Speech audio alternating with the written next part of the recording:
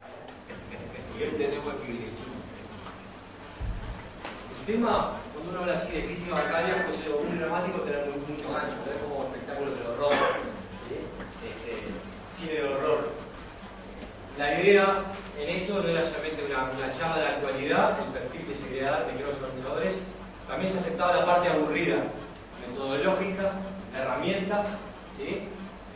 Para poder analizar con más herramientas crisis tan frecuentes, a veces más distantes, a veces no distantes.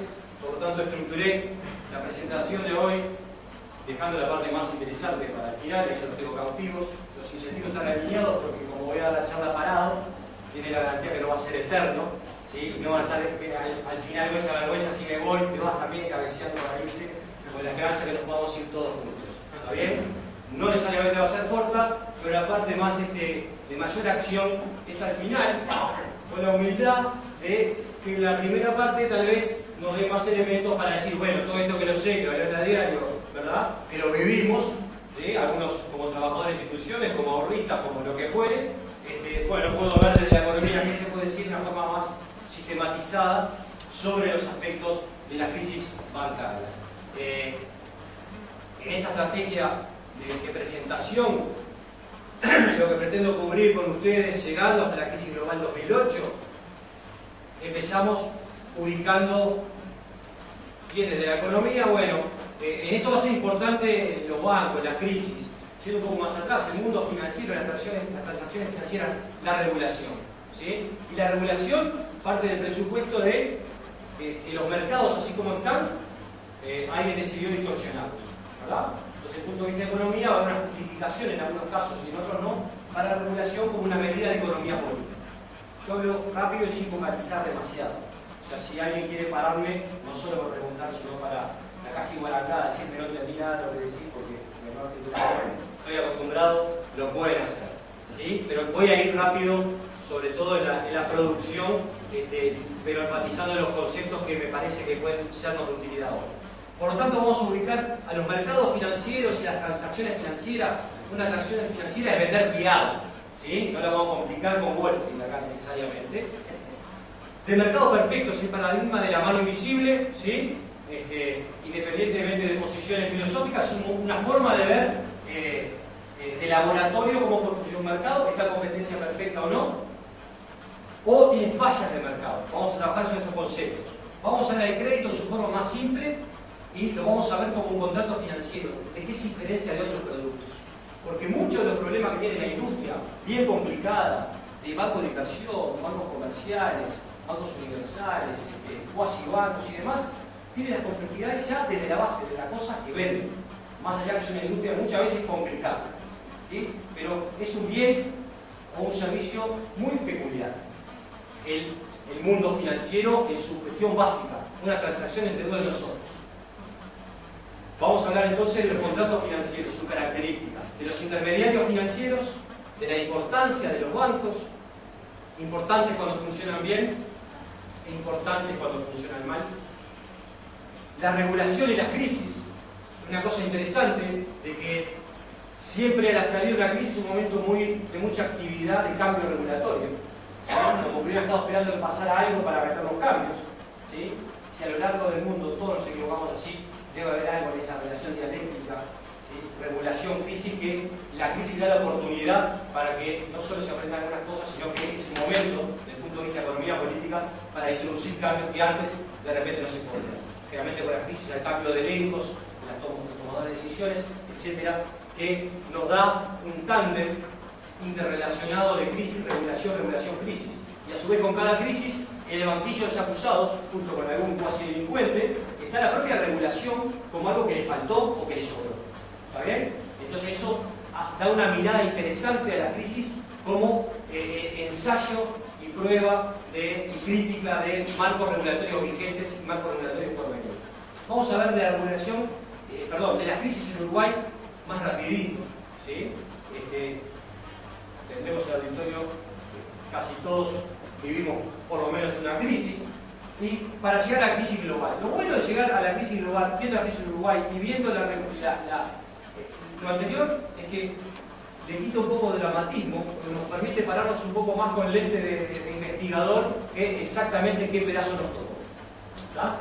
Ese es un poco el plan, que por supuesto está abierto, como son las reglas, no es de democrático que sea yo, a, dentro de los temas, a irlo conversando entre nosotros.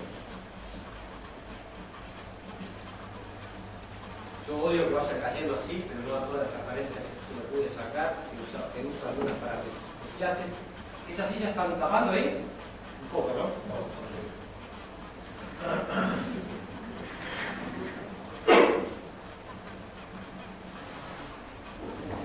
Entonces, si decimos la regulación es una medida de política económica, es una distorsión del resultado de equilibrio de mercado. Presuponemos que hay alguna falla de mercado. Falla de mercado y nada más de decir que, bueno, los mercados como tal no están conduciendo, no en abstracto siempre en cualquier lugar y cualquier mercado. Hay un mercado que la fuerza de oferta y demanda no están generando una asignación eficiente de recursos. Hablo eficiente desde el punto de vista económico, no hablo de justa, hablo de eficiente, no me meto en los temas de distribución a estos efectos. Típicamente la más común para nosotros, la más familiar y la primera en tratarse en economía, es la que tiene que ver con poder de mercado. Ese mundo de mercados perfectos, ningún consumidor, ningún productor, ¿sí? Demandante, oferente, tiene individualmente posibilidades de incidir en el precio. Si decide consumir más o vender más, no hace que el precio suba o que el precio baje en el caso de un producto. ¿Está bien? La principal y más evidente apartamiento de ese modelo de laboratorio de mercados perfectos es el monopolio, por ejemplo, ¿verdad? O cuando no es monopolio, oligopolio, que son unos pocos que venden más o menos lo mismo. O un comprador muy grande, por el otro lado, por el lado de la demanda, ¿sí? Que sus decisiones fijan precios. Típicamente estos señores con empresas muy poderosas de un lado o del otro, o fijan precios o fijan cantidades. No hacen. Quien fija un precio, fija el precio, no fija la cantidad. Ya lo fija una empresa o un gobierno. ¿Sí? Yo voy metiendo algunos temas, ¿sí? Que para este público y para lo que venimos, lo que tenemos puesto, es bueno revisarlo. Cuando uno fija un precio, lo que se asegura es que en el mercado formal no se va a vender nada más caro que ese precio. No puede a su vez asegurar cantidades, a no ser que la produzca él mismo. ¿Está bien? Pero bueno, hay otras fallas más sutiles, que es la que más nos interesa a nosotros, es la última. Externalidades, rápidamente, los clásicos ejemplos es la contaminación o la educación, como ejemplo de externalidad negativa o externalidad positiva, que es, hay una transacción, hay una decisión económica, que los beneficiarios de esa transacción o los perjudicados de esa transacción no son estrictamente las partes que están comprando y vendiendo. Típicamente la educación, ¿sí? Vacunarse o no vacunarse, o tener una industria que poluye. Ejemplos más clásicos que no son tan relevantes acá, a no ser el caso de las externalidades negativas de una crisis bancaria. Cuando quiero a los bancos, pobre de aquel que diga, a mí que me importa, yo nunca tuve un peso, apenas tengo mi laburo, no tengo un peso en el banco, ni nunca voy a tener, se va a ver muy perjudicado de todas maneras por la importancia que tienen los bancos en el funcionamiento de la economía. ¿Está bien? La última, que parece más técnica, más alejada, nos pasa por lo que digo. Las asimetrías de información, conocida por su... el riesgo moral no tiene nada que ver con la moral, ¿sí? Hay que mirar como casi todo en la economía, ¿sí? Pero es una traducción del inglés que refleja en realidad una actitud de oportunismo. Después de firmar un contrato, alguien tiene el incentivo a sacar ventaja del otro, ¿sí? En forma creíble. ¿Pero qué es la asimetría de información? No confundir con incertidumbre, ¿sí? Incertidumbre es, no sabemos qué va a pasar mañana. Al momento de decidir comprar y vender, dos partes pueden no saber qué va a pasar mañana, pero comparten la ignorancia. Nadie está en mejor posición que el otro con respecto a la información necesaria para evaluar la conveniencia de la transacción que están considerando. ¿Está claro el concepto? ¿Sí? Asimetría de información quiere decir que una de las partes tiene más información que la otra. Hay miles de ejemplos cotidianos. ¿Sí? Se sientan en un bar, el mozo sabe mejor calidad de la carne del chivito que le van a dar que ustedes. ¿Sí o no? Sin embargo, eso no está tan regulado como están reguladas las transacciones financieras. ¿Por qué? Porque el mercado de chivitos no es tan importante como el mercado financiero. ¿tá? La simetría de información, entonces, una de las partes tiene más información sobre el otro, sobre el valor de la cosa, ¿sí? Y lo puede usar en beneficio propio. Esa parte es clave. No es que sabe más y ya está. Lo puede usar en beneficio propio. A priori, eso hace que ese mercado no funcione tan fluidamente, ¿verdad? Es más fácil, olvídense del precio, comprar un auto nuevo con un auto usado. ¿Qué problema tenemos? Asimetría de información. Y aunque se lo compre a la Madre Teresa, partiendo de la base que es una señora creíble, puede tener dificultades en hacerle creer al comprador que tiene las credenciales de la Madre Teresa y el auto que está vendiendo que es bueno. No hay moral en el sentido ético. ¿Está bien? El problema es asimetría de información. Es poder demostrarle al otro que esto vale lo que yo sé que vale. Eso es costoso. Y en el mundo financiero es información. ¿Sí? Cuando una institución da un crédito, ese crédito vale si está bien concedido, ¿verdad? ¿Qué quiere decir está bien concedido? Se estudió el cliente, se lo conocía de antes, se tiene una carpeta de cliente, análisis de flujo de fondo y demás. Una cantidad de información que es costosa adquirirla. ¿Está bien? Entonces, en el mundo financiero vamos a encontrar asimetría de información por excelencia. Quien va a pedir prestado sabe más sobre su capacidad y su voluntad de repagar que quien presta. ¿Estamos de acuerdo? Típicamente pensamos que el acreedor está en superioridad de condiciones financieras, seguramente. Estamos hablando de condiciones de información. Quien presta está en inferioridad de condiciones frente al que pide prestado y va a tomar resguardos de algún tipo. Ese mercado va a ser menos fluido que un mercado financiero donde fuese transparente. ¿Es un mercado con fallas o no? ¿Hay cosas para hacer o no hay cosas para hacer? Lo primero que surge es el intermediario. Uno típicamente trata de saltearse los intermediarios. ¿Sí o no? Lo veo medio quieto. Yo soy de cabecera para decir que sí, no para decir nada. ¿Sí? Estoy dispuesto a ponerme ridículo con los ejemplos. Y sobre la hora de la cena empezar el ejemplo de comida. Es un recurso que nunca falla.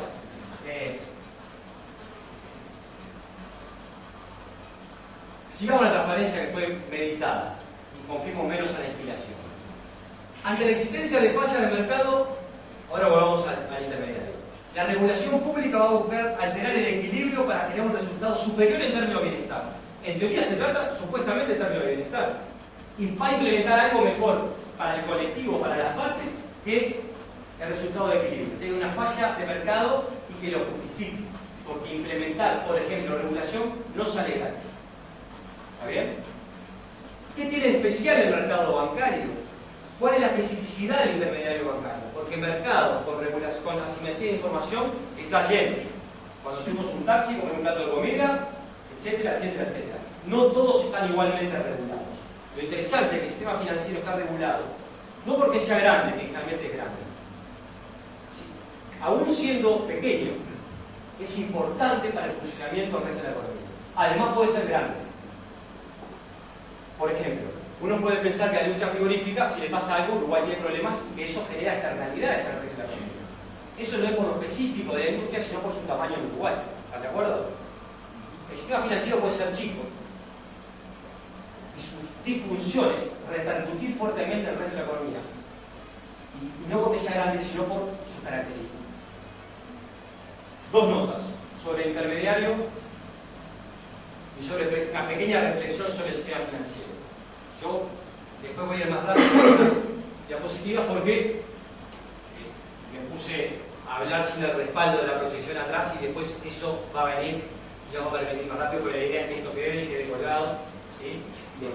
Así que era importante que viniera y uno se siente mucho más seguro. El intermediario. Uno típicamente busca sacarse el intermediario de encima, ¿sí? ¿Cuándo tiene sentido intermediario? Bueno, cuando agrega valor, cuando me da alguna función. Yo podría comprar el arroz en el molino, ¿sí? El intermediario del supermercado me da bolsita de kilo y no me tengo que ir hasta Rocha, ¿correcto? Agrega valor, pero está intermediario. Hace alguna transformación del producto original. Hay otros intermediarios que son imposiciones legales, o hay otros intermediarios que vienen de, no sé, de la compra-venta de entradas. A veces hay que sacar un intermediario, un revendedor es un intermediario, ¿sí? Pero uno lo eligió. Los bancos surgen Porque la especialización en una actividad difícil, hacerlo en forma repetida, da ciertas economías de escala. Economía de escala es como comprar el por mayor, por un gasto más, pero por unidad que sale más barato. Hacer en forma repetida la misma actividad en forma profesional permite lidiar con problemas y ser más eficiente. ¿Correcto? Entonces los bancos en este mundo donde hay falla de mercado, asimetría de información, ellos también la sufren, ¿verdad? Ellos saben mejor que su depositante dónde el banco va a poner la plata y a quien le prestan, la firma que se endeuda con el banco, sabe mejor que el banco su capacidad y voluntad de respaldo. No desaparece el problema de asimetría de información, pero se mitiga por la actividad de la intermediación. No da para desarrollarlo mucho más, pero ahí surge el banco como un intermediador que agrega valor. A mí no se me ocurre, cuando quiero ahorrar, ir a buscar una firma que necesite lo que me sobró del sueldo, ¿verdad? Porque las firmas necesitan 700 veces lo que sobra a alguien del sueldo. Hay un intermediario que transforma, ¿verdad?, pequeños montos en montos mayores, como vamos a ver.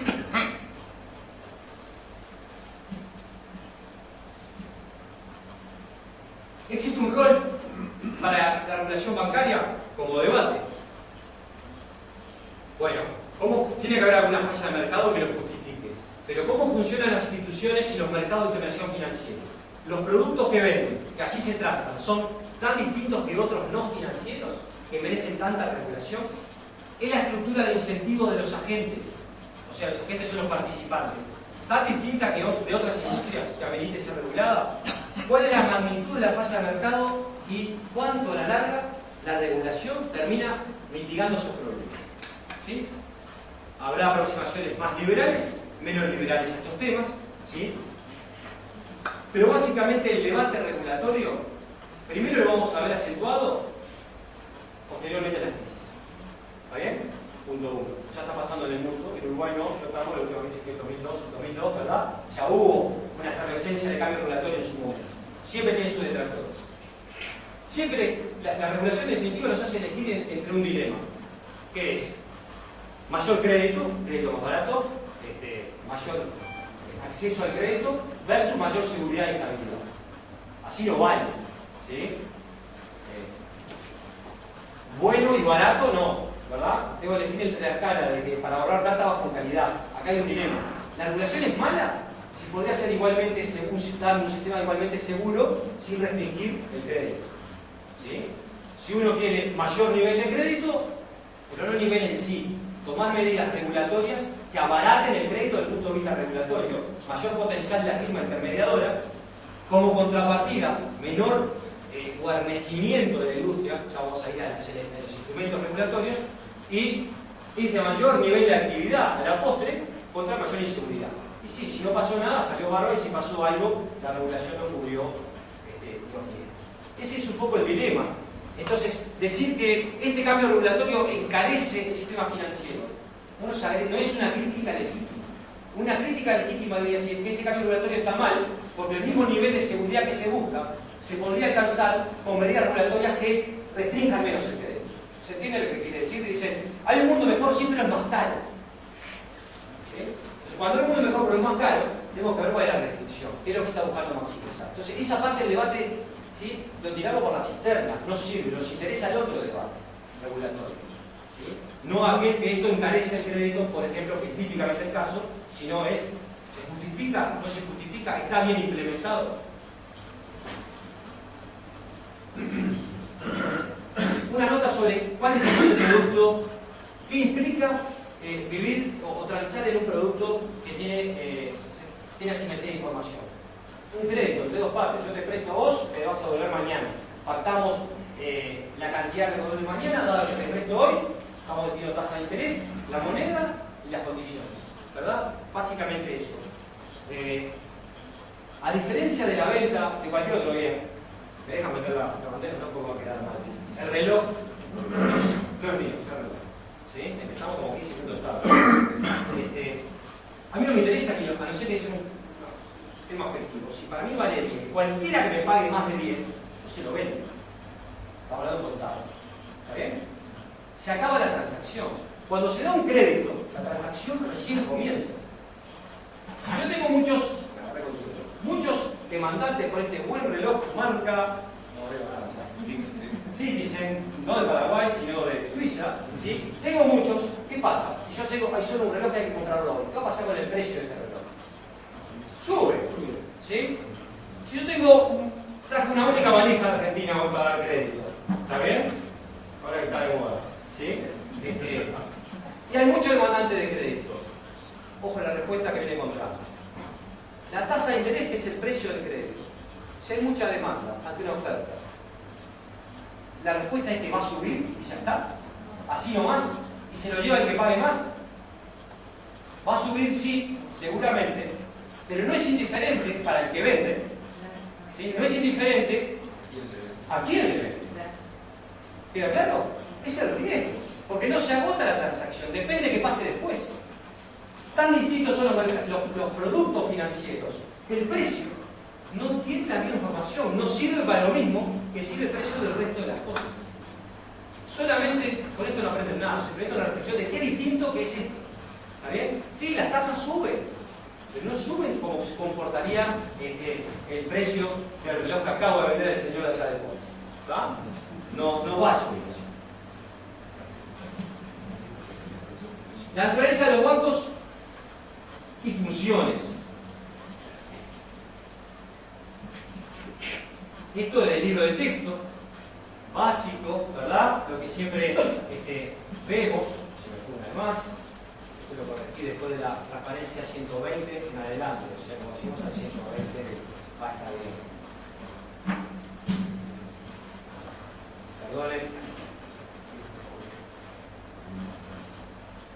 Volvemos para atrás. ¿Quedó claro el concepto de riesgo moral a todo esto? ¿Qué era riesgo moral? ¿Qué sería el riesgo moral en la venta de reloj? No está definido, no existe. Pues yo doy un crédito, ¿sí? ¿Hay riesgo moral? Sí. Quien toma el crédito, hay algún escenario en el cual es más rentable no pagarlo. No cualquier escenario. Hay algún escenario en el cual es más rentable no pagarlo. Y es el beneficio propio. El ejemplo clásico, el riesgo moral es en un seguro, por ejemplo. Yo puedo decidir que es un contrato financiero. Si aseguro o no aseguro mi auto. A partir del día que lo aseguré, tengo menos incentivos a cuidarlo tanto como lo cuidaba antes. ¿Están de acuerdo o no? No se me hagan los amos. ¿Está bien? No quiere decir que voy a pasar los semáforos con la roja. Pero me voy a gastar 1.700 pesos de garage y no duerme en la calle. Sin embargo, cuando yo salgo seguro para el auto, no me preguntan si ¿dónde duerme, señor del tutú? No, porque no se puede controlar. ¿Está bien? Lo empiezo a cuidar menos. Estoy sumando mayor riesgo al proyecto económico, al auto. ¿Sí? Pero yo salgo ganando. ¿En desmedro de quién? Del que me aseguró. El que me aseguró no conoce este problema. ¿Sí? Entonces, ¿qué hace? Bueno, lo calcula y me cobra un seguro un poco más caro. Pero ¿lo arreglas poniendo el seguro que es más caro? Y no, porque yo que soy más o menos conservador y voy a cuidar mi auto igual, está muy caro, eso no es para mí. Entonces el mercado desaparece. Cuando uno da un crédito es lo mismo, ¿verdad? Uno da un crédito a una empresa, le da el crédito, la empresa tiene un plan de negocio de tal tipo y tal tipo, o no quiero darle instrumentación porque estoy pensando que tenemos ya esta crisis 2008.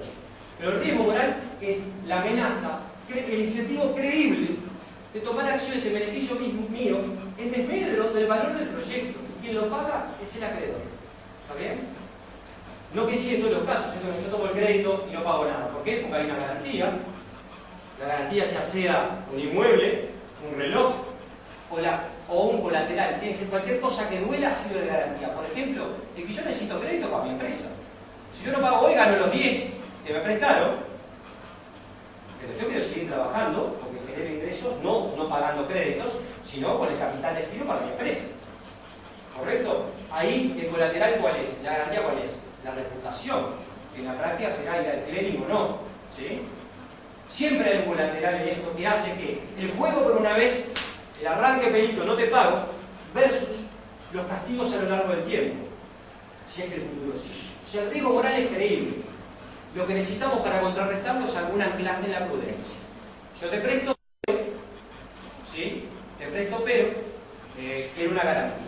La garantía no es para cubrirnos en caso que no nos paguen solamente. La garantía es para asegurarnos que tenga mayores incentivos a pagarnos. ¿Está claro? Si no, quien presta puede ir directamente a la garantía, que los hay. Como estamos hablando del negocio prestar, como lo entendemos de este lado, ¿sí? Las transparencias, la garantía es para alinear incentivos en este mundo de asimetría de información. Ese riesgo moral entonces no tiene nada de inmoral, es un oportunismo rentable, creíble. ¿Está bien? El otro ejemplo entonces, que es una digresión. Los bancos son una importantísima tecnología. A mí me gusta hacer este comentario. Para rápido, el ejemplito de la isla, viernes, ¿sí? Una economía es menos rica si tiene un sistema financiero que no funciona. Es el final de la historia.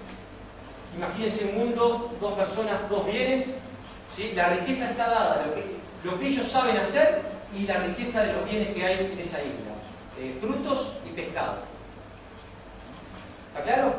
¿Sí? Al final, están en autarquía, no comercian. Cada uno consume lo que produce y produce lo que consume. Tengo que pescar y tengo que recolectar frutos. Al cabo del día, dadas mis habilidades y la abundancia de esos bienes, mi riqueza es, ¿sí? mi calidad de vida depende de eso. Resulta que uno es un poco mejor pescador que el recolector de frutos, porque pesa 120 kilos y no puede subirse los árboles. ¿Está bien? El otro recoge frutos relativamente mejor de lo que pesca. ¿Qué tendría que hacer estos señores? Claro, tendría que decir, vamos a comerciar. Yo me especializo un poco en aquello que hago relativamente mejor, pero no querría consumir. Yo quiero pescado, pero me subo ahí arriba a sacar naranjas, más de la que necesito para mí, en factor escaso es el tiempo, ¿sí? Lo dedico a eso, pero después nos encontramos y comerciamos. ¿De acuerdo? Sí. Al final del día, sin que cambie nada en esta isla, ¿sí? Estos tipos van a vivir mejor. No cambió nada, es una convención, el comercio, la división del trabajo. ¿Está bien? Lo que aplica para una sociedad, aplica para los países, tener otros problemas asociados. No estoy hablando después cuál es el precio relativo y si uno lo amenaza para venderle pescado y le saca más naranja por pescado. En conjunto, esa sociedad de dos es más rica, puede vivir mejor. Lo otro es distribucional, que no es menos importante, obviamente. Deciden trueque. En un mundo real, que si existió el trueque, tengo el problema de andar buscando el que le sobre lo que a mí me falta. Y que le falte lo que a mí me sobre. Dificilísimo, ¿sabe qué? Me voy de vuelta a pescar y prioritar. Y además, ¿cómo lo intercambio? Tengo un problema de visibilidad y almacenaje. ¿Sí? Si a mí me sobra una vaca, pero alguien necesita media vaca, ¿cómo hacemos? Tengo que ir rápidamente a colocar la otra media. ¿Cómo lidio la sociedad con eso? Trueque inventó el dinero, primero en forma mercancía, dinero que todo el mundo quisiera aceptar. ¿Por qué? Porque todo el mundo lo iba a usar. Te lo cambio por sal, por no sé qué otras cosas, tabaco, ¿sí? Granos, que tenían todas las virtudes, sean relativamente almacenables y no perecederos. ¿Se dice así? ¿Perecederos? Y además, divisibles, ¿no? Por puñados, y que todo el mundo usa. No las 5 bolsas que te compré a cambio de venderte a mi madre, ¿sí? Pero ese es un recurso que impresiona. Pero cuando estemos con la crisis de 2008 van a ver que más de uno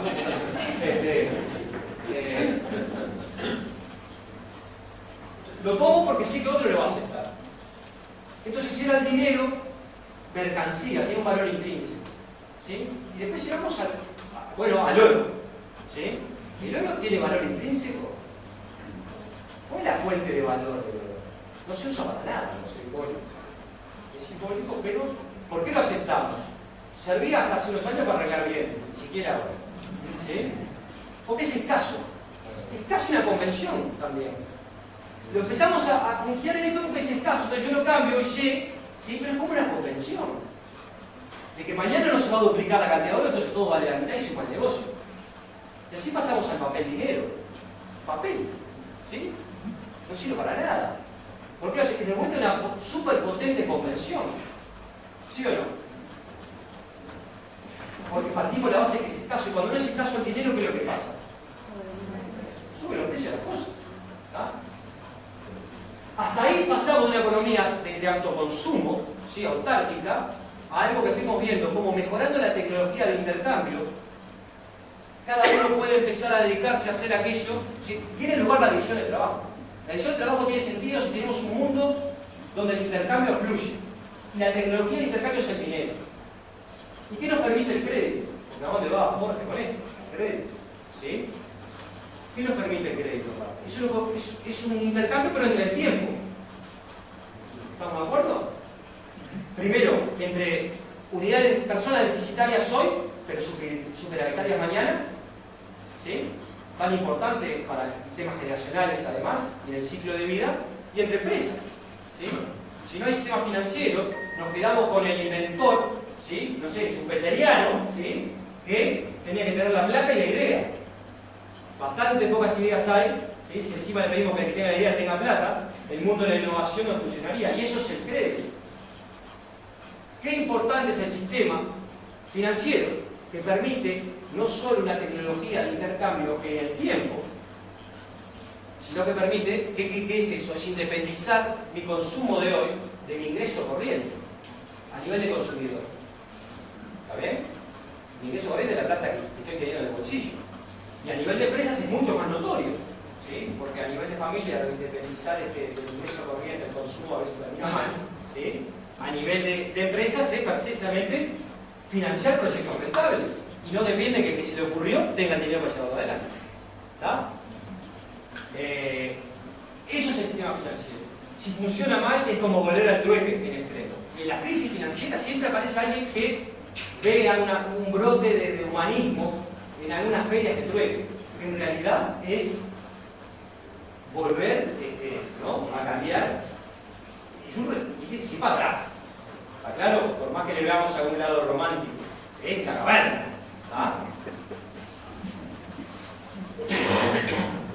Acá venía cuando me tranqué con el diagramita. Esto es lo que hubiera dicho el libro de texto, con ejemplos sin mencionar la caverna, ¿no? De cómo se encuentran el intermediario financiero, que acá se gana la plata, supuestamente cumple un rol, ¿verdad? Lo vimos, y al mismo tiempo conviven con los mercados financieros. ¿Sí? La desintermediación financiera, cada vez denunciada, no ocurre. Las empresas se financian al mismo tiempo con un banco y emiten valores en un mercado. ¿Ah?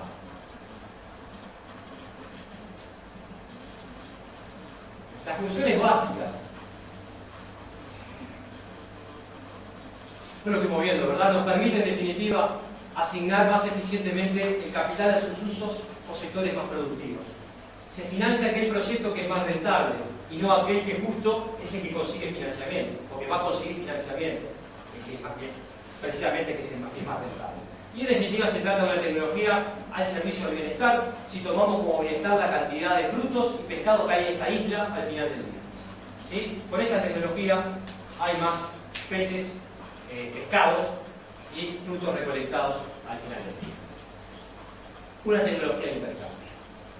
Cuando esto no funcione, cuando ande mal, cuando lleguemos a 11:30 de la noche del capítulo de crisis bancarias, ¿sí? En el día de hoy, primera parte, vamos a decir, si esa tecnología no funciona, aunque yo no tuviera una cuenta bancaria ni un crédito, estoy en problemas también, ¿correcto? Porque aunque viva mi casa sin luz, me beneficio que en mi barrio sí hay luz y que pueda comprar una leche, ¿sí? refrigerada al almacén que tiene luz. Es una tecnología, es el aceite de la economía. ¿Está bien? Sin duda todo esto es obvio para todos ustedes, pero es una manera de reflexionar sobre por qué pasan las crisis y qué pasa cuando pasan las crisis y los incentivos.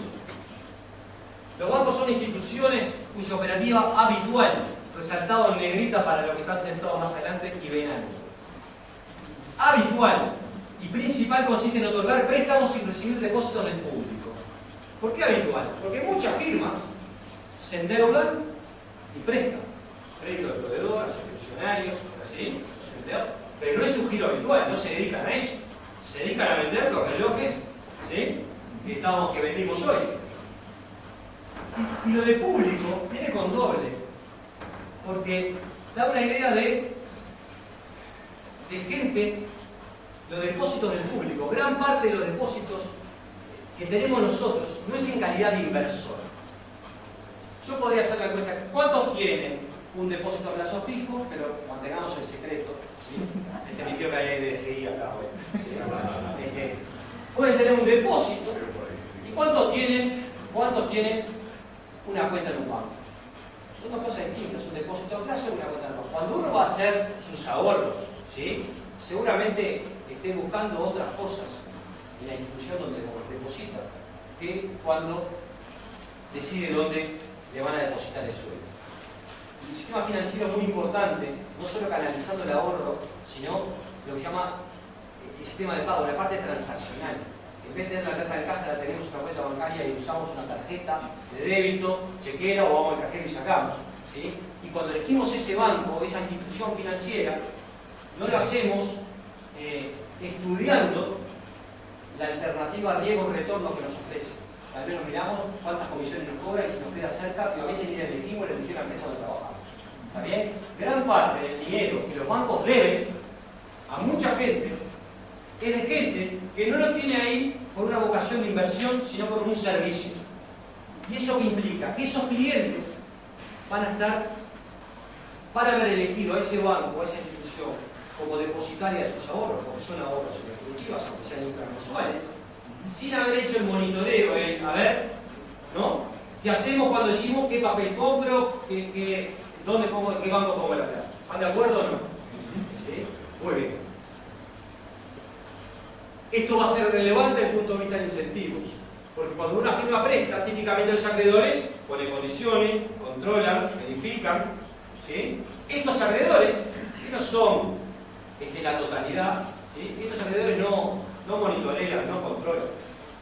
¿Qué hacen cuando la cosa va mal? Corren. ¿Tá?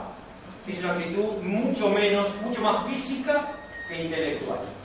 ¿Tá? Versus el monitoreo de los bancos. Los bancos brindan un servicio al público en general, lo que hablábamos recién, que ofrecen acceso al sistema de pagos de la economía. El sistema de pagos, no hace falta enfatizar en esto, simplemente un ejemplo. En la crisis de 2002 se dijo con sabiduría, todas las cuentas a la vista del peso y el dólar. El peso están respaldadas, ¿sí? Acá están los 500 millones primero y los 1.500 millones después. Está bien, pero no puedo acceder a ellas, ¿sí? Porque estaban en bancos que quebraron. ¿Queda claro? Y los medios de pago no son para saber que los tengo, los necesito para usarlos, a diferencia de un ahorro o un bono. ¿Sí? Que es mi sensación de cuán rico soy, no que lo necesito. Acá estamos hablando de liquidez. Esta crisis de 2008 tuvo mucho que ver con la liquidez, ¿sí? La del 2008 en Estados Unidos y lo que pasó en Europa. Estos depositantes, en definitiva, que no monitorean su inversión, no tienen el incentivo. Cuando uno dice no son sofisticados, la regulación no es que los proteja porque pobres no son sofisticados, tipo defensa del consumidor, letra chica, gente humilde. No, sabemos que no tienen incentivo comportarse sofisticadamente. No me importa ser sofisticado. La sofisticación, a diferencia de la belleza, que la belleza dice que está bien, la sofisticación se compra. Yo tengo mucha plata, o una parte de una plata muy importante de mi riqueza para invertir, si yo no tengo ni idea por dónde empezar, por no sé un balance, contrato a alguien que no haga el estudio, ¿verdad? ¿Sí? Entonces, estos depositantes no sofisticados, no es, además coinciden que son, ¿sí? Hablamos de masa, mucha gente y en general, ¿sí? Gente laburante, no van a ser sofisticados, pero sobre todo no tienen el incentivo económico por la cantidad de dinero que tienen a comportarse sofisticadamente. Porque tal vez juntar la información, analizarla, le sale más caro que la mitad de la plata que tiene. ¿Está bien? Esa va a ser una de las justificaciones de regulación del sistema bancario. La protección de ese depositante no sofisticado. Pero además por lo que impacta en el resto de la economía, que esta tecnología no esté disponible. ¿Sí? Hay que regularla por una razón también sistémica. Si los bancos no funcionan bien, todos son la caverna y sin luz. ¿Sí? ¿Qué hacen los bancos? Rapidito. Denominación. Son intermediarios. ¿No? Vemos los carteles, pero el dueño vende. Supuestamente va a ser más barato. Porque al momento de ahorrar no vamos a una firma directamente. Es más económico. Se ganan la plata los intermediarios financieros porque hacen esta actividad de forma repetida. Y lidian mejor con los problemas si les tiene información. Por lo tanto, hay firmas ahí que necesitan préstamos importantes y solo tenemos depositantes chiquititos. ¿Qué hace el banco? toma muchas cuentas individuales chiquitas y lo transforma en un producto grande. Toma pesos, presta dólares, o al revés, toma dólares, presta pesos, en teoría. La gente tiene la plata su circulante, ¿sí? Su sueldo, o un máximo depósito, un añito, y de repente el banco, ¿sí? Juntamos la plata de todos nosotros, de la que tenemos para manejar nuestra liquidez, ¿sí? La cosa cotidiana, y entre todos podemos sacar un préstamo 5 años. A alguien, le podemos dar un crédito a alguien, porque funciona como un seguro. Gestionamos nuestra liquidez por las dudas, ¿sí? Que jamás depositaríamos a un año. No todos vamos a estar la plata al mismo tiempo, por las dudas, ¿verdad? Si la plata que teníamos por las dudas. Lo cual permite que si alguien gestione nuestra liquidez por las dudas, toda junta lo organice como un pool, como un seguro, que pueda, en forma sostenible, prestar a plazo largo. Y que nosotros, con nuestros depósitos cortos, cuando los estemos, estemos. ¿Están de acuerdo? ¿Cuál es el supuesto clave acá? Primero que nada, ¿esto es importante o no? Es súper potente. Es súper potente. Porque más proyectos que tienen una maduración más larga, lo financiarse a pesar que nadie está dispuesto a ahorrar a tan largo plazo. Es súper potente, re importante. ¿Quién lo hace? ¿Quién lo puede hacer? Los bancos. ¿Qué riesgo tiene? Una corrida. ¿Sí? Pasa algo, ¿sí? No sé, el horóscopo, y todo el mundo quiere hablar al mismo tiempo. Y acá ya no importa si la necesitan o no. Y esto está previsible, está previsto que funcione cuando pasa eso, no. Hay un problema de coordinación. Si van todos, esto no funciona. Las razones por las cuales pueden ir todos son distintas, ¿sí? En los cines decía antes, ahora dice apague su celular, pero antes va a decir no salibre, ahora debe decir no coma pop, ¿sí? O si come pop no haga ruido. Lo que decía es, en caso de incendio no corra. Yo diría, en caso de incendio no corra o corra rápido. ¿Sí? Porque el problema de correr es cuando uno queda para atrás. Sea el primero. En las corridas pasa eso, porque eso es un problema de coordinación. Y uno corre a veces simplemente porque corre otro. Porque infiere en la actitud del otro que el otro algo de información tiene. ¿Sí? Y ese corrió porque tiene un pedacito de información, pero porque vio otro correr. ¿Ah? Entonces, dado que están corriendo, lo eficiente es correr uno también. Lo mejor sería que no corriera nadie. Pero si lo mejor es que no corre nadie, cuando hay dudas que el banco puede dar la plata, el mismo siempre corre el primero. Estos ejemplos tan sencillos son la base de esto. Este riesgo es el primer riesgo que tuvo la banca. Razón primogénea de toda regulación. ¿Está bien? Que son los prestamistas de última instancia y las especies de seguro de depósitos. ¿Está bien? Este riesgo es la contracara de algo muy potente, que es eficiente, que los bancos presten a plazo más largo de lo que se endeudan, ¿sí o no? Supuestamente habíamos llegado a esa conclusión. Entonces, detrás de la función de los bancos hay riesgos, necesariamente hay riesgos. ¿En qué se diferencian los bancos de otras industrias? Por el lado del activo, los derechos de los bancos, lo que los bancos prestan. Baja securitización. ¿Qué quiere decir esto? Si los bancos son muy buenos lidiando con analizar un cliente, conseguir la plata y prestarle, ¿sí? Lo ideal que sería que vendieran ese crédito, recuperaran la plata y hicieran lo que mejor saben hacer, que es una máquina de seleccionar clientes y tramitar créditos y eventualmente vender los servicios de cobranza. ¿Por qué los bancos no venden tan a menudo, hasta la crisis de 2008, los créditos como se venden otros bienes? Precisamente por la asimetría de información. Porque para dar un crédito bien hay que invertir en información, desentrañar información. También es un buen negocio. Que después, si alguien lo quiere comprar, para verificar que efectivamente es un buen negocio, tiene que volver a hacer el costo que hizo el banco. ¿Están de acuerdo? Y ya no rinde, no da para los dos. Entonces los bancos se quedan con ese activo. ¿Cuál es la raíz de esto? La asimetría de información. ¿Cuándo logran los bancos vender cartera como forma habitual? Bueno, grandes paquetes de pequeños créditos, típicamente los vouchers de la tarjeta de crédito, ¿sí? Hay cierta historia sana también de venta de hipotecas, ¿sí? Después se fue de madre, vamos a ver por qué, ¿tá? Pero son generalmente viene con la marca en el orillo, ¿sí? De la institución que los dio, etcétera, y un pool muy grande como para asegurar cierta diversidad. Una característica entonces, los bancos fabrican productos que se los quedan en vez de venderlos. ¿Cuál es la razón? Los problemas de información que nos van a perseguir a lo largo de toda la noche y madrugada de hoy. ¿Sí? Por el lado de los pasivos, la plata que los bancos deben, los depositantes son atomizados. Atomizados no es en el sentido de alienados, sino de que son muchos dispersos, pedacitos chiquitos, ¿sí? Y poco incentivo a comportarse sofisticados. Entonces, parte de los acreedores de los bancos son a su vez clientes que no monitorean porque no tienen incentivo a monitorear, cosa de la que ya hablamos.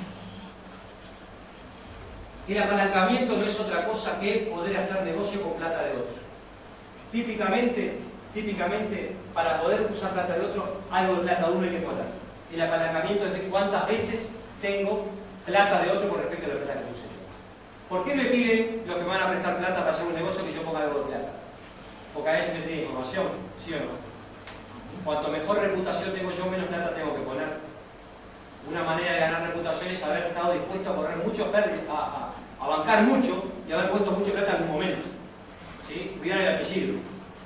Tiene distintas variantes. Es la garantía, que es el colateral, que es el capital acá. Lo interesante es que hay muchas industrias que se endeudan. Obviamente, para su capital de giro. Además, es eficiente endeudarse. Los bancos se endeudan, igual que la industria metalúrgica, ¿sí? O las compañías de ómnibus. La proporción de capital propio con respecto al endeudamiento al que acceden, ¿sí? La más grande de todas, perdón, la más chica de todas, de la forma que lo definí, son los bancos. Los bancos pueden dar por el mundo una parte muy chiquitita de capital con respecto a toda la parte, capital propio, ¿sí? Con respecto a la plata que pide prestada. Y eso es un resultado del mercado, porque la regulación lo que va a exigir precisamente es capital. Quiere decir que tal vez sin regulación andarían con menos capital. ¿Está bien? Y descalce de plazos. Vienen activos, o sea, se van a hacer de la plata mucho más tarde de lo que le vencen las deudas. Le habíamos visto el lado bueno a todo esto. Ahora le vamos a hacer el lado malo.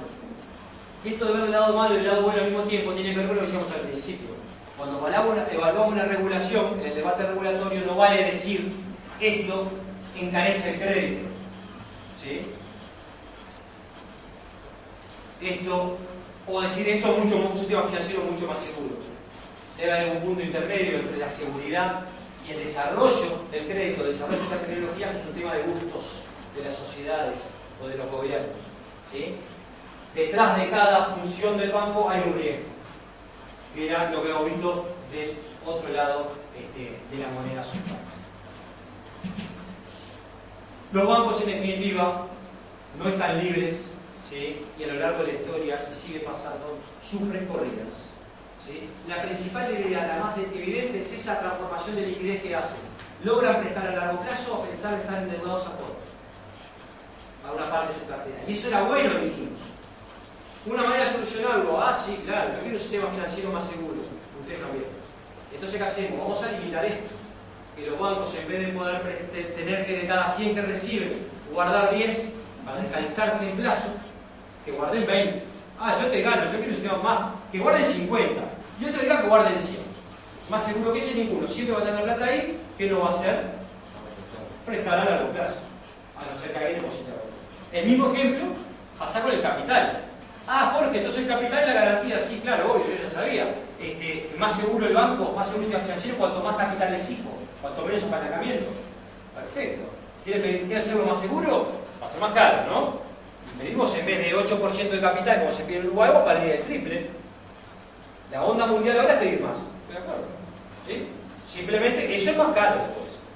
Algunos está optando, también evaluar, era muy poco.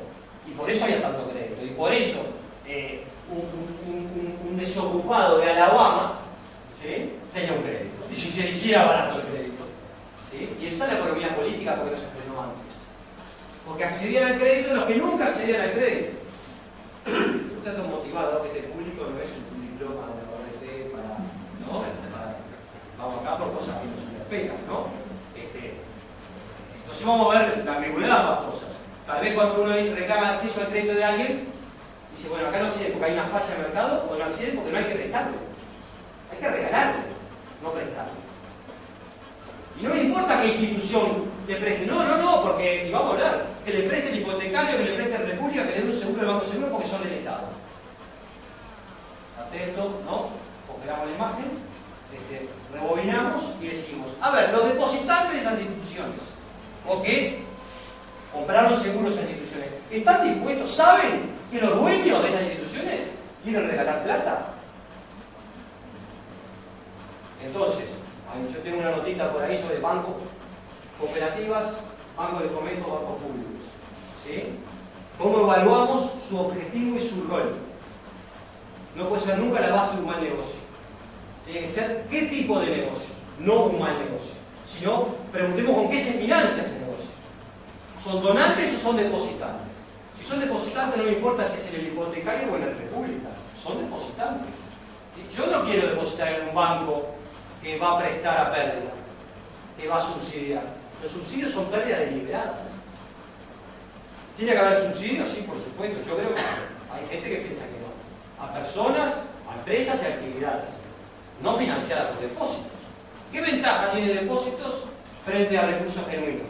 Que hay más. Hay más porque son de otros. Nuestra banca en Uruguay, en su actividad de fomento, que a veces añoramos porque tenemos una ambivalencia, se financiaba con depósitos, desde que se creó el Banco República y se creó el Banco Hipotecario. ¿Está bien? El Estado ponía plata, ¿sí? Pero tenía depósitos. La dejo más, no es una, no estoy en condiciones de dar clase, me parece que es un tema no cerrado, ¿verdad? Los roles de las instituciones tienen que tener mucho que ver con qué se financia. ¿Cuál es el rol, cuál es tu tarea y con qué te vas a financiar? Si son depósitos, hay cosas que no. ¿Quiere decir entonces que las instituciones públicas tienen exactamente el mismo rol? Yo creo que no. Pero no pueden tener el rol de, en su actividad, tener que dar pérdidas en forma sistemática que expande su accountability, porque los depositantes debieran enterarse. Si no estaban enterados, se van a quedar ahí. Y si estaban enterados, estaban ahí, y es que no les importa. ¿Por qué? Son los que no van a monitorear nada, son parte de la base que cuando el negocio caiga, el dueño, el Estado, le va a indemnizar el depósito. Y si eso va a terminar así, porque no empezamos al principio, entonces el Estado debe gastarse en el depositante y la gasta en la actividad que quería subsidiar. ¿Verdad? Acá, brevemente y para ganar tiempo, las quiebras de los bancos, entonces. Los bancos, primero que nada, contagio. En un mundo de asimetría de información, rápidamente contagio. Si yo tengo un comercio en una esquina, enfrente está la competencia, y el mundo financiero en las esquinas siempre hay competencia, los bancos están, ¿no?, lamentablemente muy concentrados, en zonas geográficas muchas veces. Quiebra el negocio de frente, yo festejo, se fundió un competidor. ¿Sí? Si quiebra el banco de frente, el otro banco está dispuesto a poner plata hasta que la cosa plata. ¿Por qué? Por los contagios. Los bancos ponen plata, ¿sí? Sí, compra cartera, pero es una manera de poner plata para evitar que la crisis se propague. Las pérdidas para la sociedad de que se destruyan las cadenas de crédito son importantísimas, y sobre todo me interesa enfatizar sobre los medios de pago. El dinero, en su forma de crédito, inclusive contado, que circula por el sistema bancario, está interrumpido en su flujo. ¿Sí? ¿Puedes decir algo sobre los corralito en este punto, justamente? Porque es una medida tomada en el caso de la corrida, ¿no? Acá no se tomó, pero... Bueno, acá tuvimos reprogramación, ¿no? Sí, bueno, está. Son formas ex post, a posteriori, de cómo soluciona la corrida. Feriado bancario y no se mueva nadie, hasta acá claro. Son soluciones a posteriori. Es cuando se te quemaron todas las otras baterías que tenías tú, de la regulación, etcétera, y de los otros instrumentos, ¿no? Hay de todas las formas maneras de hacer reglas para lidiar con el problema sistémico, que son la función de prestamista de última instancia de los bancos centrales, que estamos viendo en Europa, que lo vimos en Uruguay en 2002, ¿sí? Y de los seguros de depósito. No solo para ir a pagar al depositante cuando el banco ya quebró, sino para que en un proceso de resolución bancaria, cuando un banco está para quebrar, en vez de dejarlo que quiebre y pagar lo que falte por una suma equivalente, propiciar que otro banco se lleve todo el paquete y ponerse. ¿Qué se evita? Que se derrita todo el tema de empresa en marcha. Y los contagios. ¿Tá? ¿Vamos bien? ¿Sí? Volvamos a incentivos. Si la quiebra de un banco es tan preocupante, daña a tanta gente, tiene tanto problema por aquello de la caverna, la tecnología, le toca a todos que no participen en ese banco directamente, y que encima tiene que ver con los medios de pago. Hay un riesgo moral, ¿verdad? Decíamos, el banquero tiene riesgo moral. Quien toma la decisión de un banco tiene riesgo moral. Se financia con plata de otro, ¿sí? Si le va y tiene una parte de capital de él, que es su anclaje en la prudencia. A un depositante es un contrato de deuda de renta fija, se llama, ese depósito. ¿Por qué? Puse 10, voy el año que viene, me vuelven 11. Ya está, al banco le haya ido bien, muy bien o excelentemente bien. No me asocio al lado bueno del banco, pero me asocio en cierta medida al lado malo, ¿o no? Está clarísimo. ¿Qué incentivo tengo? ¿No sé que llegue el día al banco sale y se ponga un pleno en la rula? No, tiene algo para perder también, ¿verdad? Que es su capital ahí. Pero hay algún escenario, alguna estrategia más riesgosa que es rentable para el banco, partiendo de la base que el depositante no se asoció esa rentabilidad asociada, o mayor rentabilidad porque mayor riesgo. Típicamente hay un binomio que no se rompe, si es mayor riesgo, es mayor retorno.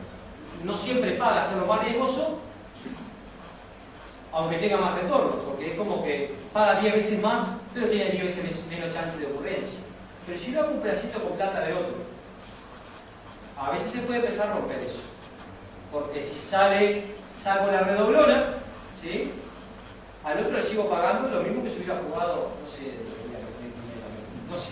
Si voy con algo muy arriesgado, ¿sí? Al otro igual le pago lo que él depositó más la tasita que le prometí. ¿Está claro? Entonces, cuanto más capitales se van como más prudentes, ¿sí o no? Porque sí, porque no les van a contestar.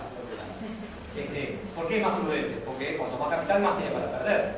Y ahí nos embalamos y pedimos más y más capital. Si pido más capital, ¿qué quiere decir esto? Le voy a prestar a un cliente 100. Pedir capital quiere decir, bueno, si pedís 10 de capital, quiere decir que me podés prestar 90 con plata de otro, por cada 90 que plata de otro te pone 10 tuyos. Una receta de bizcochuelo, acá empieza el ejemplo de comida, ¿no? Una arroya de harina, ¿está? ¿Querés prestarme más el doble? Bueno, 2 de arroya. Entonces dice, no, yo quiero más capital, lo quiero más seguro en la mi sistema financiero, porque puede terminar mal. Quiero anclar esto en la prudencia. Y bueno, pero entonces va a haber menos crédito. Y ahí empezamos con el dilema. ¿Es válido más capital? Sí, pero entonces pues va a haber menos crédito, porque es más caro. No está mal, ni bien. Depende de donde estemos y qué evaluación tengamos. No hay un método científico. Ahora sí hay una especie de deber ser internacional. No es un método científico. Por más que la disciplina haya hecho mucho. Disciplina económica, no la disciplina. Quien toma decisiones en un banco, si sabe los costos tan importantes asociados a un quiebre de un banco, va a ser menos prudente de lo que se diga, sabiendo que típicamente, a diferencia de las desapariciones ya no de comercios o de empresas particulares, de ramas enteras de actividad, desaparecen sin que se involucre el Estado. Los padres desaparecieron más, nadie se involucró, ¿sí? También desapareció la industria de verdad, ¿no? En Uruguay, y nadie se involucró. Ahí ya es más opinable. En el caso de los bancos, quienes toman decisiones saben que son too big to fail. ¿Les suena? ¿Sí? Demasiado grande para caer. ¿Por qué? Por las externalidades que generan. Hace que otros paguen los platos rotos también. Si yo sé que parte de las macanas que haga yo las va a pagar otro, ¿sí? Sé que hay cierta contención. Hay rescate de bancos, rescate de depositantes, rescate de banqueros, con tal de que los bancos no quiebren. Eso hace que, a igual cosas constantes, yo vuelva a tomar más riesgo de lo que hubiera tomado, sabiendo que hay alguna chance que no rescate. ¿Sí? Ese es un riesgo moral adicional, que es perfecto. No se puede dejar caer los bancos así nomás. La regulación se encarga de que no caigan así nomás. Eso per se, que frena las corridas, en cierta medida exacerba los problemas de riesgo moral. ¿Ah? No hay soluciones perfectas. ¿Sí? Es una medicina que tiene ciertas contraindicaciones. En definitiva, en esta primera etapa, los bancos son claves en la asignación de recursos y en el sistema de pagos.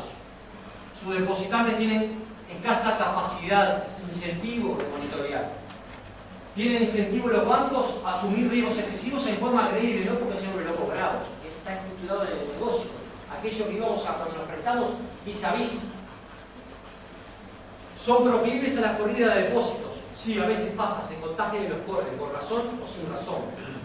La quiebra de los bancos destruye valor e incide negativamente en el efecto riqueza. ¿Qué es esto del efecto riqueza?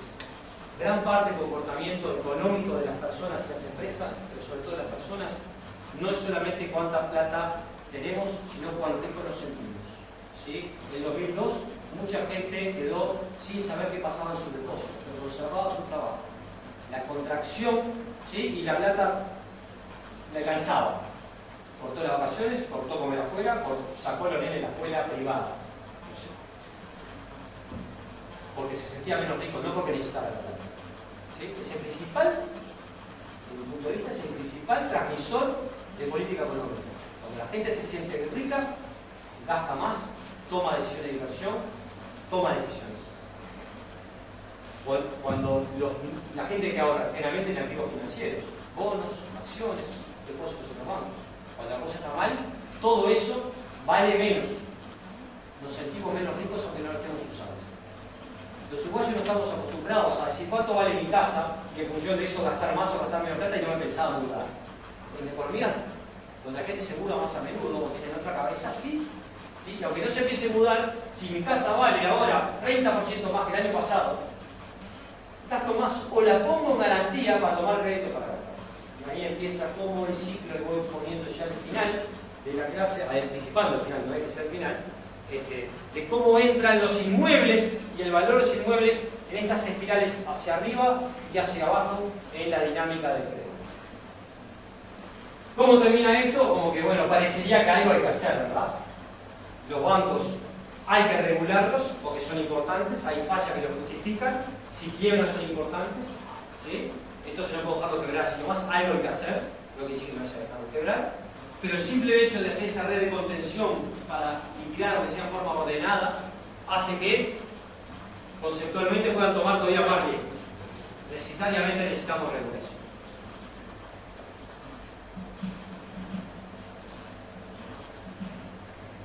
¿Cuál es la racionalidad entonces? En el mercado financiero, prestar y pedir prestado, hay fallas, hay simetría de información. Diego Morales, por ejemplo. Surge el banco como intermediario bancario, agrega valor, ayuda a mitigar las fallas, ayuda a mitigar, no las resuelve. Pero los bancos son frágiles. En esta función fantástica de generar más liquidez disponible para prestar a mayor largo plazo, los pueden correr. Es una falla en el mercado ya con intermediación financiera. Entonces, ¿qué hacemos? Creamos una red de seguridad, los bancos centrales, el prestamista de mercancía, el seguro de depósitos, para asegurarnos que los bancos no quiebren como quebraron las canchas de pádel en Uruguay. ¿Por qué? Porque generan externalidades negativas. Y sale una primera regulación que es la más antigua, ¿sí? Que es la regulación sistémica. Se está hablando mucho ahora, a raíz de lo que está pasando en Europa, de la regulación sistémica. ¿Sí? Ya no banco a banco, sino del sistema como un todo, para evitar los problemas que veníamos mencionando. Pero esta regulación sistémica oficia como la red de seguridad en un circo. ¿Sí? Hace tiempo seguramente no vamos a circo, ¿no? Existimos muchos circos, pero no es que vengan al circo, ¿no? ¿Qué había? Trapecistas. En los más pobres, los chicos más pobres te atendían, ¿no? Era domador, era todo trapecistas, ¿no? Pero toda esa cosa. Pero el trapecista, yo no quiero llevar los nenes ni en vacaciones de julio que ya no saben qué hacer al circo si no hay red de seguridad. ¿No? Había red de seguridad. Se te cae un trapecista ahí, olvídate, ¿no? Un trauma, ¿no? Entonces es un espectáculo digno de verse, pero tiene que haber red de seguridad. Ahora ese trapecista con red de seguridad, alguna piruetita extra de las que hubiera hecho. Dado que red va a ser una piruetita que antes no hubiera hecho. ¿No? Bueno, y bueno, esto es el mismo símil, ¿está bien? Entonces hay que meter una red de seguridad que tiene ese efecto adicional, de que me garantiza que si se cae no pasa nada, pero a lo mejor en algunas situaciones para algún trapecista se me vuelve más riesgoso el negocio, ¿sí? Y ahí está cómo hago la red. La red bien segura, y sí, un colchón así, que casi no me deja ver, carísimo, no tiene que darse ninguna, le quita emoción al espectáculo, no vuelve rentable, o una red bien finita que todavía le da riesgo, y es un dilema, ¿verdad? Que no lo vamos a poder resolver. Esta red de seguridad entonces tiene algún efecto de riesgo moral adicional, es una medicina, un efecto, ¿cómo se llama? ¿No? De dolor de cabeza para hablar del estómago. Bueno, acordate de dolor de cabeza, ¿verdad? Contraindicación, ¿sí? Hay una fuente de riesgo moral adicional, más riesgo que se toma, otra pirueta más que le dio el trapecista, ¿no? Y acá la otra forma de regulación. La primera es la más antigua, es el surgimiento en 1913 en Estados Unidos de la Fed, o en 1933 del seguro de depósitos, con las crisis bancarias. La regulación más como la tenemos hoy, sí, soy del Banco Central, ¿no? Balance, encaje, capital, es lo que llamamos la regulación prudencial, aquella que viene ya banco a banco a establecer un anclaje en la prudencia y no solo evitar las corridas y los problemas de los clientes. Entonces tenemos regulación prudencial y regulación sistémica y la regulación prudencial.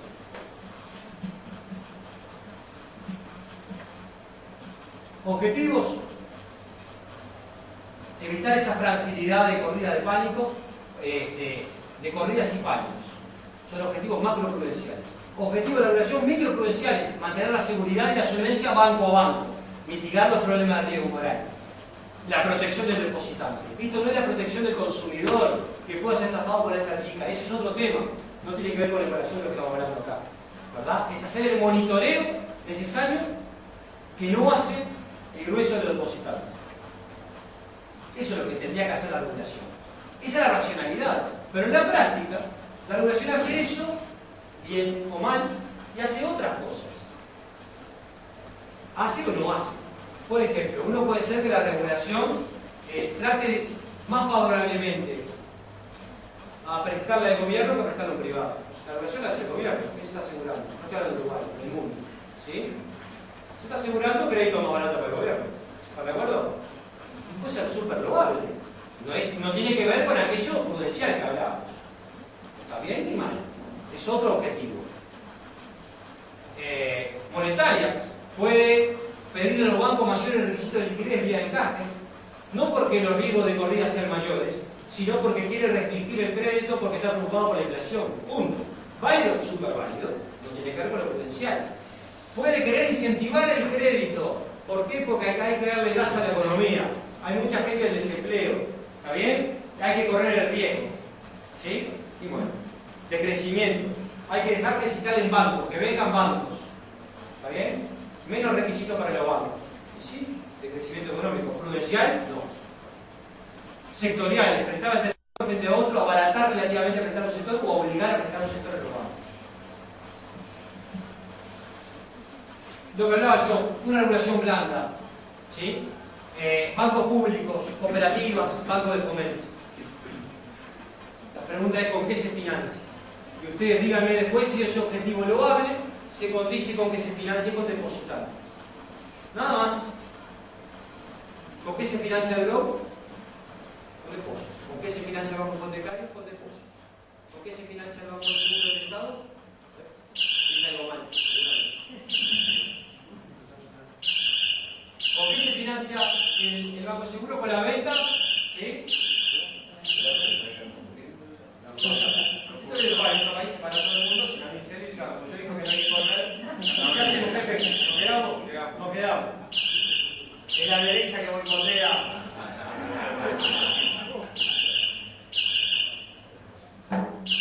Nosotros teníamos, ¿sí?, arraigado que queremos banca pública distinta, y la queremos.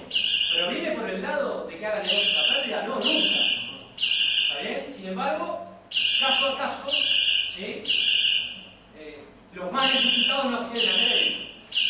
¿Estamos de acuerdo? Porque el crédito es un problema de liquidez. No tengo hoy, voy a tener mañana, por eso te pago. No es no tengo. ¿Está claro? Esto es una paradoja, pero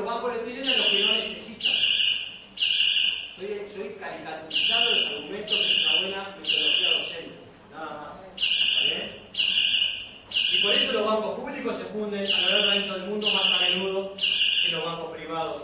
O no, o por suerte ahora se está igualando la balanza. Por suerte se está bien, ¿no? Cuando hablamos de regulación, simplemente para aterrizar algunos conceptos. ¿Se puede concentrar? Igual yo sigo. Es imposible concentrarse. Está bravo.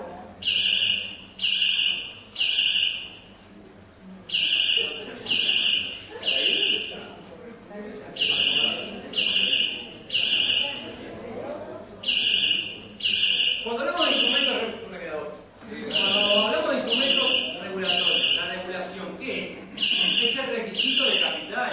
Se empieza a sofisticar. Hay que tener capital según el riesgo de tus activos. Hay que tener capital según el riesgo del mercado. Hay que tener capital próximamente según el riesgo operacional. Me han pasado cosas raras en clase, pero es raro que me la acaban solo parte cuando vamos a hacer que se apaga de abajo, me dice la chica, y antes que llegue la llama, por teléfono y yo mandé a alguien que vaya avisando. antes que llegue la llama. Primero hay que verificar si no hay incendio. Sí. Por lo menos acá no se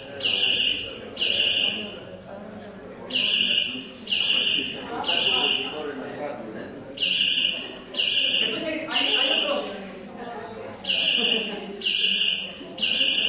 otros instrumentos regulatorios. Vamos a pasarlos todos y me olvido de la mitad.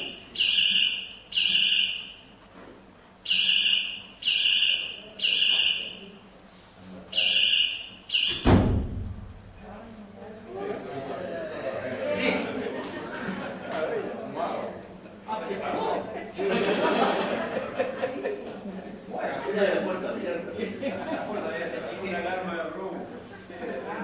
Tiene la puerta delante abierta.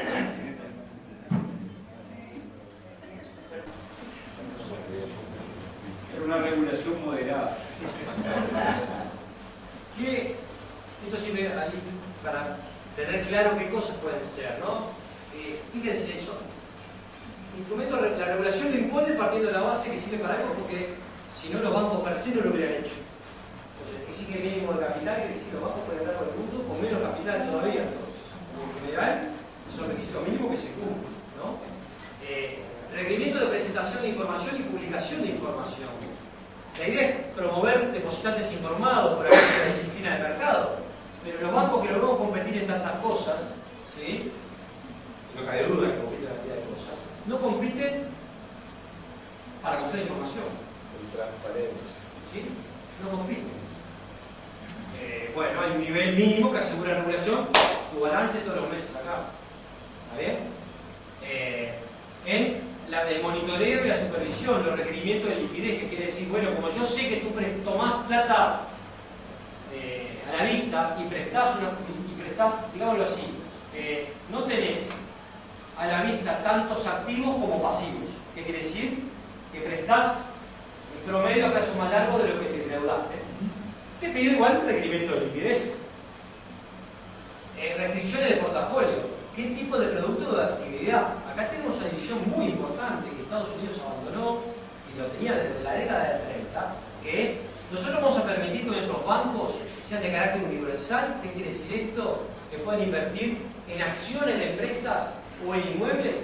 No, está muy restringido, son bancos comerciales. Cuando se habla de un banco comercial, a veces por oposición a un banco de fomento, pero típicamente es como un banco universal. Aquel que sí puede invertir más en acciones y demás, que para nosotros son bancos de inversión. En Uruguay no tenemos banco de inversión, pero esta crisis en Estados Unidos y en Europa tuvo en el centro, del lado de las víctimas, en el lado de, no la originación, pero del lado de las víctimas, a los bancos de inversión.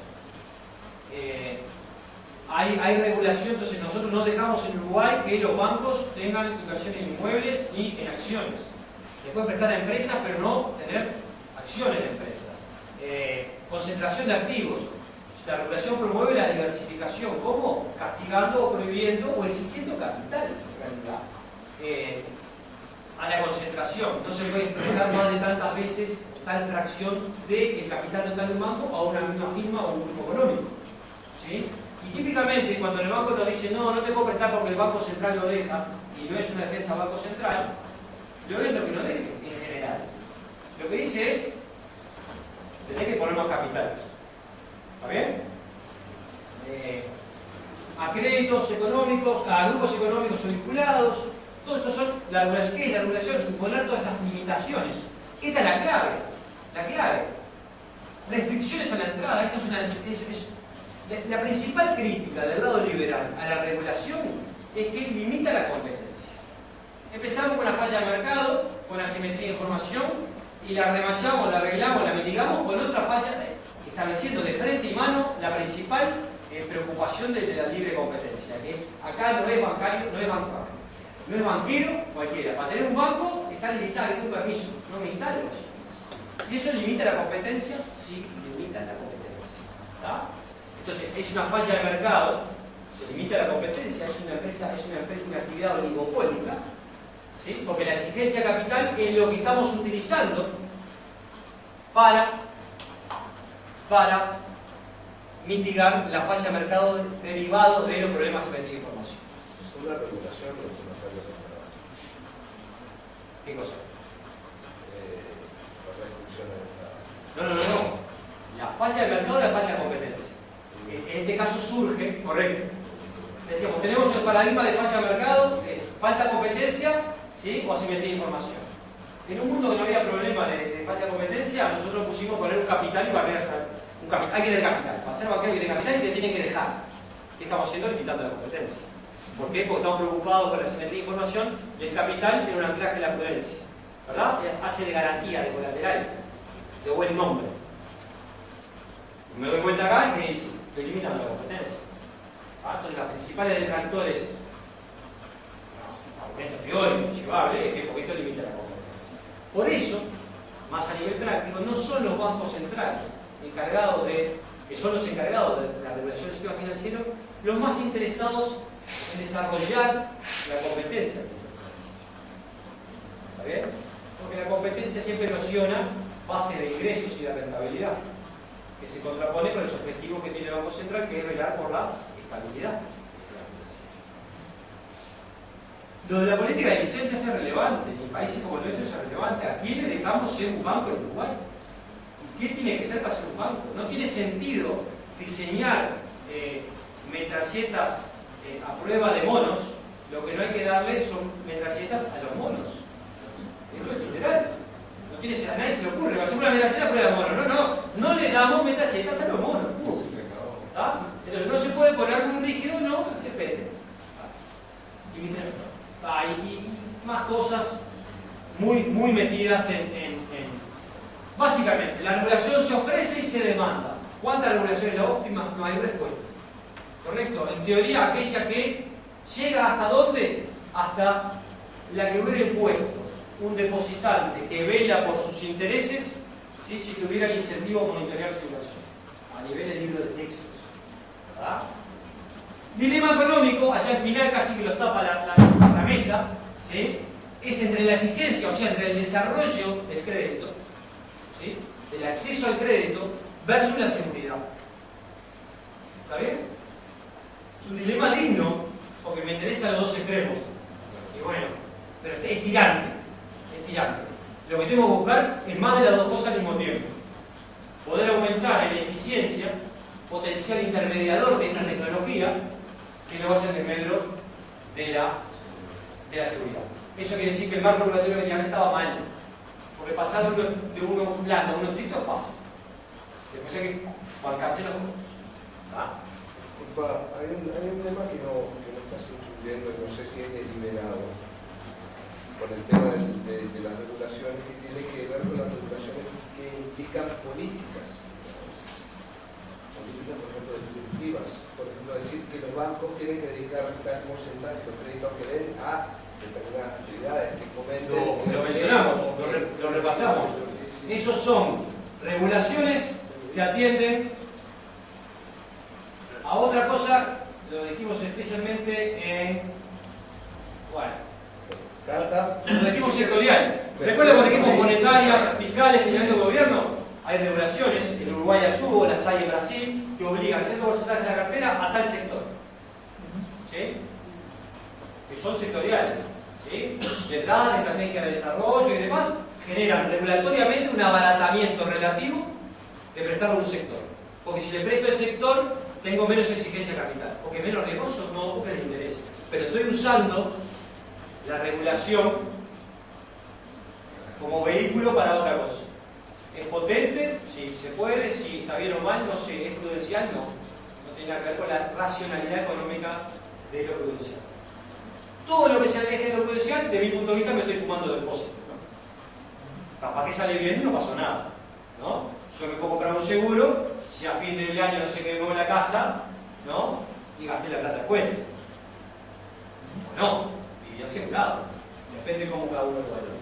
¿Era esa tu pregunta? Sí, es muy común la asignación sectorial del crédito. ¿Ah? Se usó regía en el 65, 70, hasta el 65, cuando hablamos de la crisis ahora rápidamente, estaba llevaba en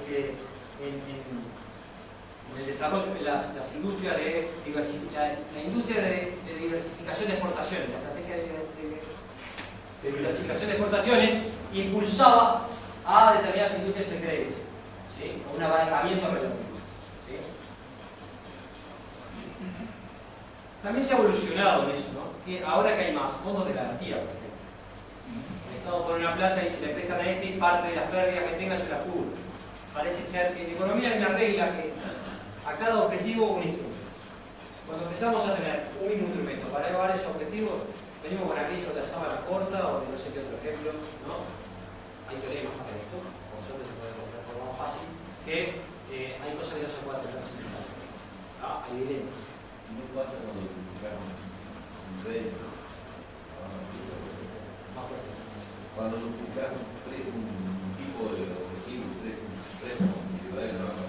Cuando duplicas por ejemplo, que preste República y hipotecario para que ¿cuál es la competencia? El ejemplo que pone él, bueno, en el caso de que hasta ahora lo que pusimos acá, déjame así decir, bien neoliberalote, hasta ahora lo que vimos de los bancos públicos y lo que hacen los prudenciales son igual que los privados, ¿correcto? Y lo que interesa es los usos de la regulación para otra cosa, que es muy potente, ¿tá? En este caso yo no le veo la aplicación, puede ser debatible, es debatible, pero no le veo la vinculación directamente a esto porque no sería regulatorio, sería el dueño tiene más de un instrumento, ¿sí? para el mismo objetivo. Pero no es la regulación sirviendo más de uno. Bueno, esto fue por la ida para atrás, buscando lo de la asignación sectorial del crédito, ¿no? Lamento, no sé por qué, era más gente. Sectoriales, allí, ¿está bien?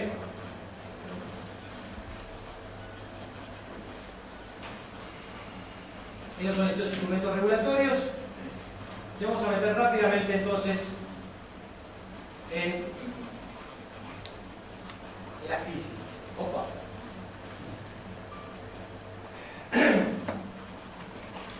Suficientes crisis como para ver, ¿sí?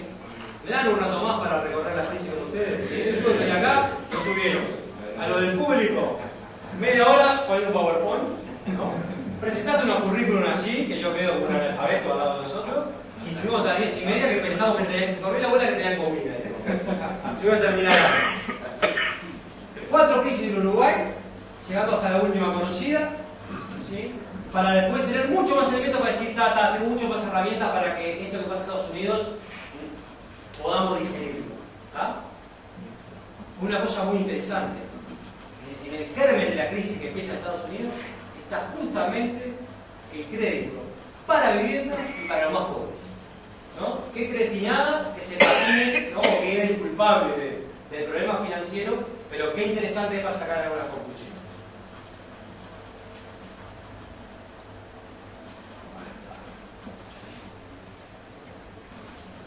Una propuesta de cómo mirar crisis. Primero se puede mirar de lejos, ¿no? Pero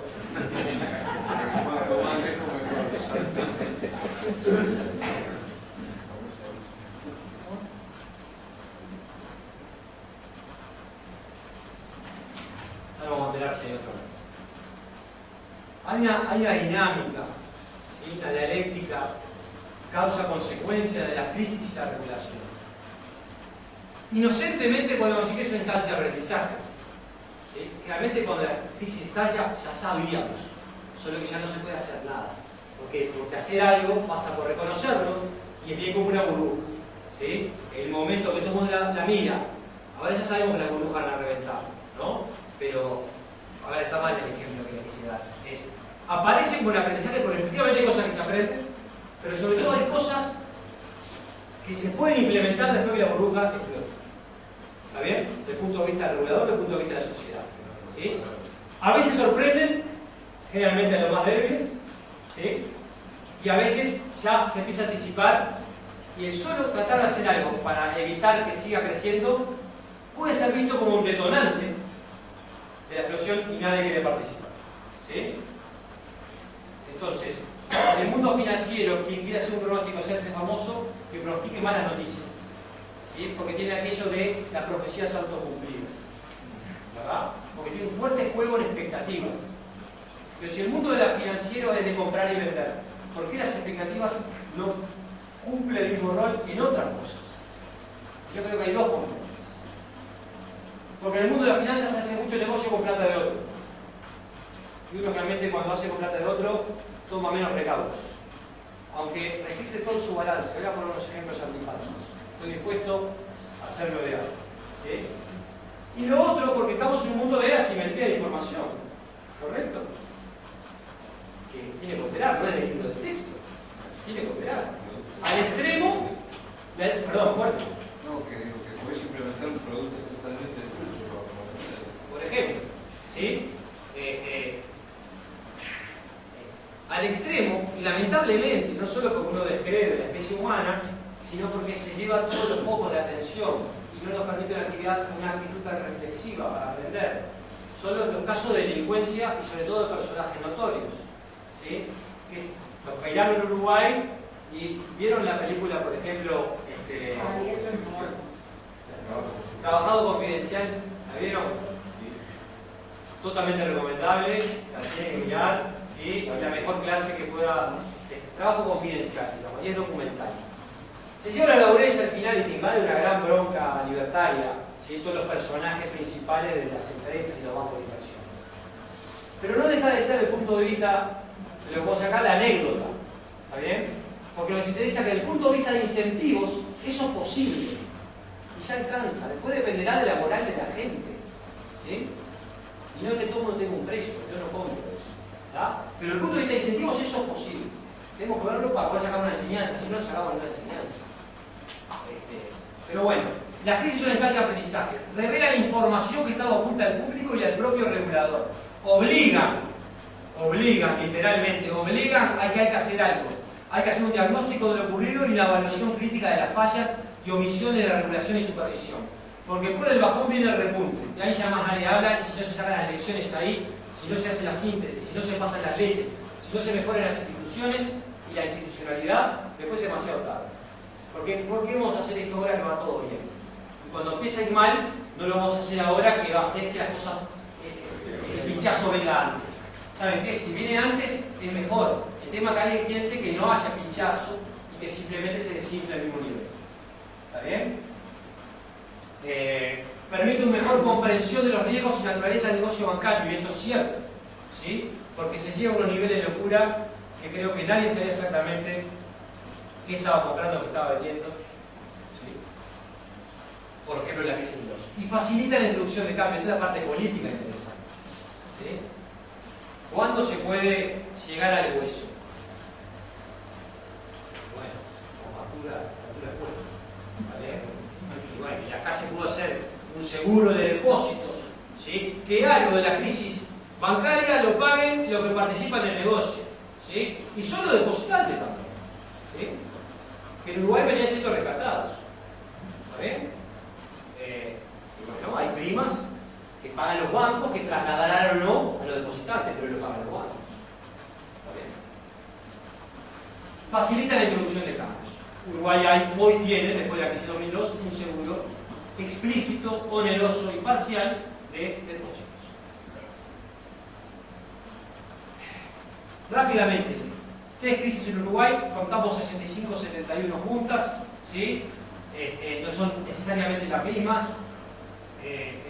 82-87 es la misma en toda su extensión, y la 2002.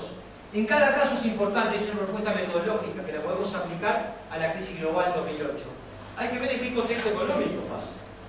Es relevante. Porque no es un negocio particular. Si la economía en promedio le va mal, los bancos le tienen que pasar mal, ¿o no? Porque tiene la cartera diversificada. El contexto macroeconómico es relevante. El paradigma teórico de desarrollo, de crecimiento, porque en cierta medida está plasmando o el tipo de regulación o en qué nivel estoy, en qué punto estoy en el dilema seguridad y estabilidad o desarrollo de crédito. ¿Está bien? El diagnóstico, hay un diagnóstico de la crisis que se sella. Esta crisis fue por tal cosa y después se ve el libro de textos. ¿Está bien? Y a mí me apasiona, bueno, los cambios regulatorios introducidos y a mí la solución, entre comillas, que se le da a los bancos con problemas. Fue relevante para la crisis de 2002 en Uruguay. ¿En qué situación estaba la banca en Uruguay y cuántos de esos bancos eran sobrevivientes de crisis anteriores? Algo de aquello de que las facturas que no se pagan hoy, tal vez se paguen mañana. ¿Está? Brevemente, 40 años atrás. ¿40? Más, un poco más. Contexto económico de esta crisis. Destacamiento generalizado de la producción. Proceso inflacionario que era una novedad. Era una novedad. No había forma de indexarse. ¿Sí? Los trabajadores todo aumento era de salario real. Toda tasa era tasa real. ¿Sí? En ese mundo sin inflación había topes a las tasas de interés, a las tasas. Bueno, ¿qué son topes a las tasas de interés? Había un paradigma económico previo, era el keynesianismo. Básicamente el ahorro, ¿sí?, dependía del ingreso, ¿sí?, y la inversión dependía de la tasa de interés. Abaratando la tasa de interés había más inversión, ¿sí? Por lo tanto había que bajar las tasas de interés, no dejar que los bancos prestaran caro, ¿sí?, para que hubiera más créditos. Hoy los bancos te van a reclamar, no, si querés que venda más, van a subir el precio. Estamos hablando de más de 40 años atrás. ¿Qué pasa? ¿Eso funciona? Mal, bien, funciona. Aumenta la inflación. Lo que está graficado ya es la inflación desde el año 38 al 2004, por si es de utilidad. ¿No? Si va tan noche de depositar el 39, ahí tienen todo lo que ustedes necesitan y se puede actualizar. ¿Está bien? Empieza la inflación, las tasas están fijas por regulación. Fijas en términos nominales absolutos. Empieza a quedar negativas. Todo sube menos la tasa de interés. Nadie me va a querer dar un crédito a esa tasa, ¿sí? Y quien ya sacó un crédito está de fiesta. ¿Estamos de acuerdo? Quien se endeudó gana, quien prestó pierde. No se crea riqueza con estas cosas, se distribuye. Para crear riqueza cuesta mucho más. ¿Está bien? Tasas reales fuertemente negativas, básicamente desintermediación. No desaparece el crédito, que es bien.